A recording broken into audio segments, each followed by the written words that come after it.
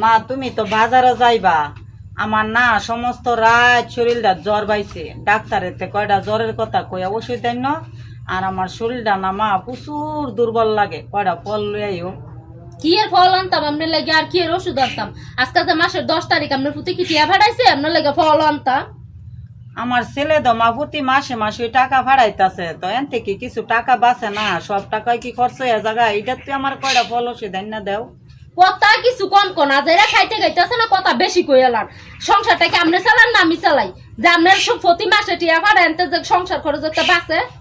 এমন করো করে মা, আমার ছেলে তো তোমার অ্যাকাউন্টে টাকা ভাড়া, তোমার হাতে তো টাকা এনতে কয়টা দেও না ফল আর ওষুধ দেন না। আজাইরা খাইতে খাইতে কি একার দিলবা বেশি বড় হইয়া গেছে গা, কোনো কি কইবে না আমার অ্যাকাউন্টে টিয়া ভাড়া তো কি করতাম আমি?